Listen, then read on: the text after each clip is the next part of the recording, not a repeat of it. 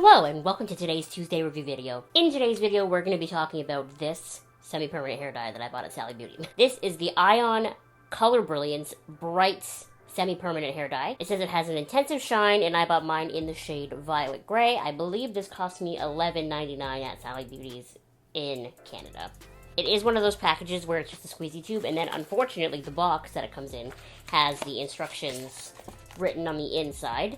But it is just semi-permanent dye, so you just put it on to, pre-light and tear. So you don't really need the intensive instructions, but you know me, I love instructions, so I did have to, unfortunately, I wanted to keep the box together for you just so that it would be pretty, but I did have to rip it up. So before I give you my background, we are going to take a quick look at it on the Sally Beauty website. So like I said, this is the Color Brilliance by Ion, the Violet Gray semi-permanent hair color. I did pay $11.99 for it.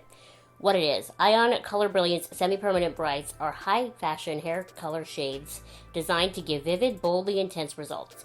In 20 to 40 minutes, Ion Color Brilliance Brights deposits color on pre-bleached, natural, or color-treated hair. Ion Color Brilliance Brights can be applied to pre-lightened hair and natural or colored hair. It just says the same thing twice. What the heck? What makes it special? Brilliantly intense color. No ammonia or peroxide, formulated in Italy, ready to use. And then if you go to the how to use, it literally just says, for the most vibrant results, use our bleach to pre-lighten your hair. Blah, blah, blah. So here's a little bit about my hair, okay? So we bleached the front of my hair last summer, and then I didn't redo the roots until a couple of weeks ago. So when I redid the roots, I used the Eero Platinum color, like we used also on my channel a couple of weeks ago, but this time I added a little bit of the purple Eero into it, in an attempt to help sort of tone my hair, because I had just rebleached it, so the top was quite yellow, and I guess I added too much of that purple because my hair just went dark purple. So any of this sort of bluish that you're seeing at the ends of my hair, it's mostly washed out, but it is more so because of that Eero hair dye experiment fail, rather than from this dye. But the Eero dye had pretty much faded completely from my roots, and they were looking quite yellow again, so I had like yellow up here and then blue down here, so I decided to try this dye on top of it. So something that I really didn't like about this dye right off the bat is how thick it is. Typically I prefer, I don't want to say runny, but I do prefer like a thinner hair dye formula. That's one of the reasons why I really like using toner, is because it's so thin. When it's got so much of a wateriness to it, it's much easier to like mix around and really make sure that you fully saturate every hair. But this was so thick that I would put it on the hair, and I was having a heck of a time rubbing it around and getting it everywhere and getting it through. And I'm only doing the front pieces of my hair. Like, imagine I was doing the whole head. So I really had a hard time getting it through. And then after I showered and like rinsed it out, I don't think I got all of it out that first time, because it just felt awful and it looked really like greasy, and I just feel like I didn't enjoy using it because it was so thick, and then it was really hard to get out because it was so thick.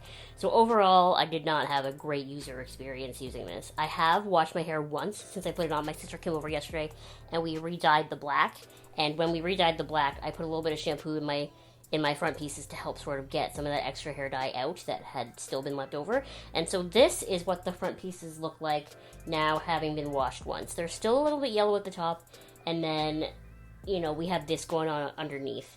So, I don't know. Overall, I'm not convinced that it did enough to warrant buying it again.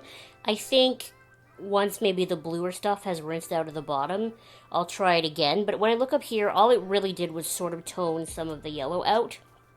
Not even a lot of the yellow, just, a fair amount of it. And my hair was pretty light up here.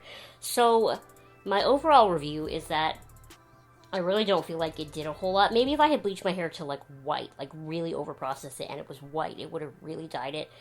But my hair wasn't, I guess, light enough for the Violet Gray to do a whole lot other than just kind of sort of tone it a little bit.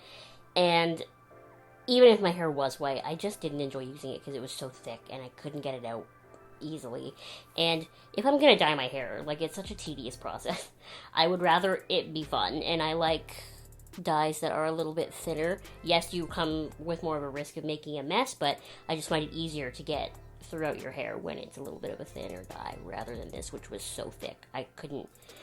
it was just so strange to me. Like, I was just holding the front pieces, like, doing this, and it was just, like, the clump was just moving. And it's not like this dye is old.